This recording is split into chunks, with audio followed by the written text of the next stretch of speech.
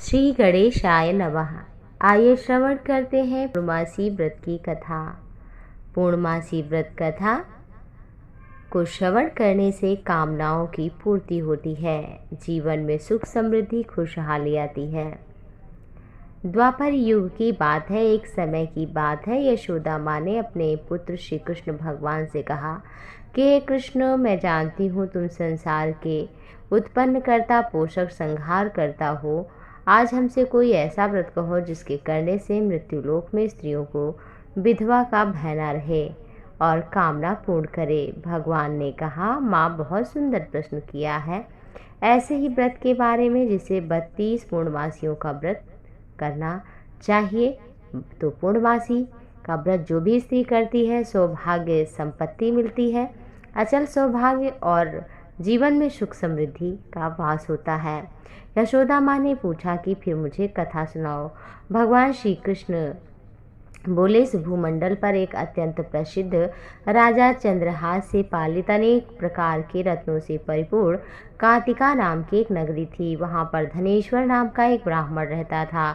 उसकी स्त्री अति सुशीला रूपवती थी। दोनों बड़े प्रेम से साथ में रहते थे। धन धान्य की कमी नहीं थी, परंतु उनको एक बड़ा दुख था कि उन्हें कोई संतान नहीं है।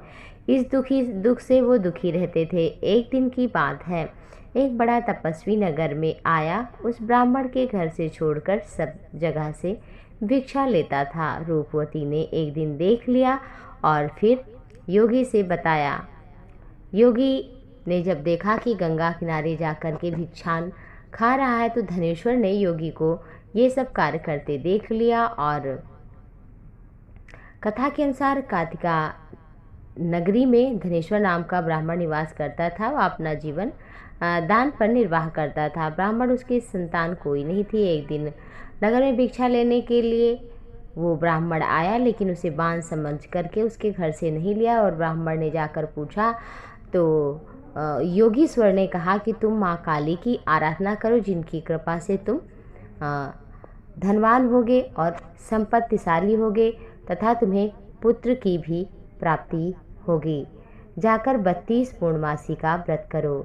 और फिर वो जंगल गया और जंगल में जाकर के चंडी की आराधना योगी के अनुसार करने लगा।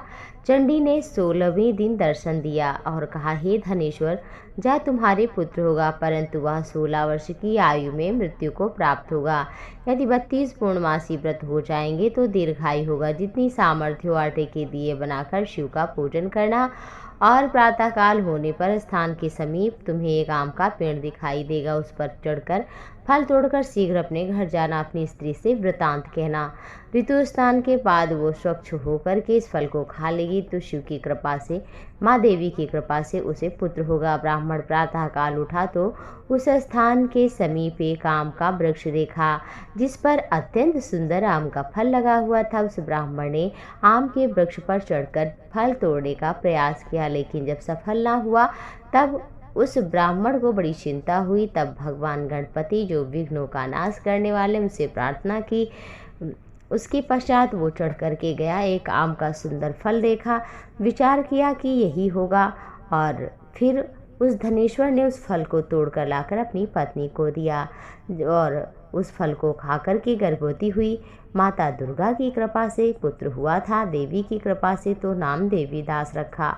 माता पिता बड़े प्रसन्न हुए। शुक्ल पक्ष की चंद्रमा की भांति वह पुत्र बढ़ने लगा, सुशील, विद्या पढ़ने में निपुण और माँ दुर्गा की आज्ञा अनुसार 32 पूर्णमासी उन दोनों ने प्रारंभ किया, जिससे उनका पुत्र बड़ी आयु वाला हो। 16 वर्ष लगते ही देवी दास के माता पिता को बड़ी चिंता हुई कि कहीं उनके पुत्र की इस वर्ष मृत्यु ना हो जाए। इसलिए उन्होंने अपने मन में विचार किया, दुर्घटना उनके सामने हुई तो वो कैसे सहन करेंगे। उनके मामा को बुलाया और कहा, हमारी इच्छा है देवीदास 1 वर्ष काशी में जाकर विद्या अध्ययन करे, इसलिए साथ में तुम चले जाओ और 1 वर्ष के पश्चात इसको वापस लौटा लाना। सब प्रबंध करके उसके माता पिता ने काशी जाने के लिए देवीदास को एक घोड़े पर बैठाकर उसके मामा को उसके साथ कर दिया, किंतु यह बात उसके मामा या किसी और से नहीं कही। धनेश्वर ने सपत्नी का अपने पुत्र की मंगल कामना दीर्घायु के लिए भगवती दुर्गा की आराधना 32 पूर्णमासियों का व्रत आरंभ किया। इस प्रकार 32 पूर्णमासी का व्रत पूर्ण हो गया। कुछ समय पश्चात एक दिन दोनों मामा और भांजे रात्रि में समय बिताने के लिए गांव में ठहरे हुए थे। उस दिन उस गांव में एक ब्राह्मण की बड़ी सुंदर कन्या का विवाह होने वाला था। जिस धर्मशाला में बारात ठहरी हुई थी, उसी धर्मशाला में देवीदास उनके मामा भी ठहरे हुए थे। संयोगवश कन्या को तेल आदि चढ़ाकर मंडप आदि का कृत्य किया गया तो लग्न के समय वर को धनुर्वात हो गया। वर के पिता ने अपने कुटुंबियों से बातचीत करके ये निश्चय किया कि देवीदास तो हमारे पुत्र ही जैसा अच्छा सुंदर है, इसी के साथ लग्न करा दूं और बाद में विवाह आदि के काम हमारे पुत्र के साथ हो जाएंगे। ऐसा सोचकर देवीदास के मामा से जाकर बोला कि तुम थोड़ी देर के लिए भांजे को दे दो, जिससे हमारा कार्य पूर्ण हो जाए। मामा ने कहा, जो कन्यादान के समय सामान मिलेगा वो हमें दिया जाए तो मेरा भांजा दूल्हा बन जाएगा। यह बात वर के पिता ने स्वीकार करी। मामा भांजा वर बनने को भेज दिया और उसके साथ सब विवाह आदि कार्य पूर्ण हुए। पत्नी के साथ वो भोजन नहीं कर रहा था क्योंकि बड़ा दुखी था। एकांत में गर्म श्वास छोड़ रहा था, आंसू आ रहे थे। तब वधू ने पूछा, स्वामी क्या बात है, आप इतने दुखी क्यों हैं? तब उसने सब बातें जो पिता के और उसके मामा में हुई थी सब बता दी। तब कन्या कहने लगी, यह ब्रह्म विवाह के विपरीत कैसे हो सकता है? देव ब्राह्मण अग्नि के सामने मैंने आपको ही अपना पति बनाया है, इसलिए आप मेरे पति हैं, मैं आपकी पत्नी हूँ, किसी अन्य की नहीं। तब देवीदास ने कहा, ऐसा मत करिए क्योंकि मेरी आयु बहुत कम है, इसके बाद आपका क्या होगा सोच लो। परंतु दृढ़ विचार वाली बोली कि जो आपकी होगी वह मेरी, उठिए भोजन करिए। दोनों ने साथ भोजन किया। रात्रि में सोते रहे। प्रातःकाल उठकर देवीदास ने अपने पत्नी को 3 नगों से जड़ी अंगूठी दी, एक रुमाल दिया। बोला, हे प्रिय, इसे लो, संकेत समझकर स्थिर चित्त हो जाओ।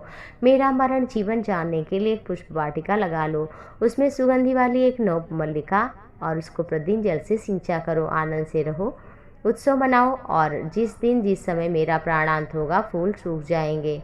जब हरे हो जाए तो जान लेना मैं जीवित हूँ। यह बात निश्चय करके समझ लेना, कोई संशय नहीं है। यह समझाकर वह चला गया। प्रातःकाल होते ही वहाँ पर गाजे बाजे बजने लगे और जिस समय विवाह के कार्य समाप्त करने के लिए वर बाराती मंडप में आए तो कन्या ने वर को भली प्रकार से देखकर अपने पिता से कहा कि मेरा पति नहीं है, मेरा वही पति है जिसके साथ में मेरा पाणी ग्रहण हुआ। यदि यह वही है तो बताए से क्या सामान भूषण आदि दिए थे उन्हें दिखाए, जो रात में गुप्त बातें हुई थी वो बताए। पिता ने कथनानुसार वर को बुलाया। कन्या की ये सब बात सुनकर लज्जित हुए और बारात लौट गई। श्री कृष्ण भगवान बोले, इस प्रकार देवीदास काशी विद्या अध्ययन के लिए चला गया। जब कुछ समय बीत गया तो काल की प्रेरणा से एक सर्परात्रि के समय उसको डसने के लिए वहां पर आया। उस विषधर के प्रभाव से उसके शयन के चारों ओर विष की ज्वाला से विषैला हो गया, परंतु व्रतराज के प्रभाव से उसको काटने ना पाया क्योंकि पहले ही उसकी माता ने 32 पूर्णमासी का व्रत कर रखा था।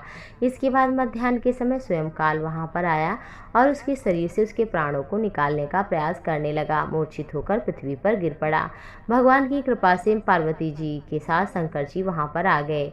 मूर्छित दशा में देखकर पार्वती माँ ने शिव से कहा कि महाराज, इसने आपके व्रत पूर्णमासी को पूर्ण किया है, जिसके प्रभाव से भगवान इसे प्राणदान दे। भवानी के कहने पर श्री शिव ने उसे प्राणदान दिया, जिसके प्रभाव से काल को पीछे हटना पड़ा। देवीदास स्वस्थ होकर बैठ गया।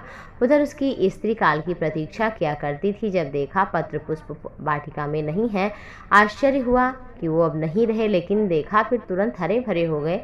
जान गई जीवित है। तुरंत दौड़कर अपने पिता से बोली, हमारे पति जीवित हैं, उन्हें ढूंढिए। 16 वर्ष व्यतीत हो गया तो देवीदास भी अपने मामा के साथ काशी से चल दिया।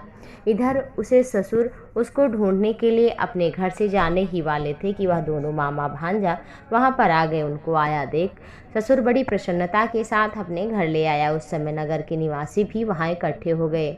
सबने निश्चय किया वैसे इसी बालक के साथ कन्यादान हुआ था। उस बालक को जब कन्या ने देखा तो पहचान लिया और जो संकेत करके गया था वो सब जान गए। फिर उसके बाद सबने कहा कि बड़ा अच्छा हुआ। नगरवासियों ने भी आनंद मनाया। कुछ दिन बाद देवीदास अपनी पत्नी मामा के साथ अपने ससुर के घर बहुत सा उपहार आदि लेकर प्रस्थान किया। नगर के निकट आया तो लोगों ने देखकर के माता पिता को पहले खबर दी, आपका पुत्र मामा पत्नी भांजे सहित आ रहा है। ऐसा समाचार सुनकर विश्वास नहीं हुआ, लेकिन और लोगों ने कहा, हाँ बात सही, हमने भी देखा। तो बड़ा आश्चर्य हुआ और देवीदास इतने में आकर माता पिता को प्रणाम किया। पति ने सास ससुर के चरण स्पर्श किए। माता पिता ने पुत्र वधू को हृदय से लगाया। प्रेम के अश्रु बहने लगे। अपने पुत्र वधू के आने की खुशी में धनेश्वर ने बड़ा भारी उत्सव भी किया। ब्राह्मणों को भोजन कराया, बहुत सा दान दक्षिणा देकर प्रसन्न किया और आशीर्वाद पाया। भगवान श्री कृष्ण बोले, इस प्रकार धनेश्वर पूर्ण 32 मासी का व्रत पूर्ण किया और जिसके प्रभाव से पुत्रवान हुआ, पुत्र वधू आई, धनवान हुआ। स्त्रियां जो भी इस व्रत को करती हैं जन्म जन्मांतर में वैधव्य का दुख नहीं भोगती, सौभाग्यशाली रहती हैं। मेरा वचन है, यह व्रत पुत्र पौत्र तथा समस्त कामनाओं को पूर्ण करने वाला है। जो भी 32 पूर्णमासी का भगवान शिव उस पर प्रसन्न रहते हैं। कर्पूर गौरम करुणावतारम संसार सारम भुजगेंद्रहारम सदा वसंतं हृदयारविंदे भवं भवानी सहितं नमामि।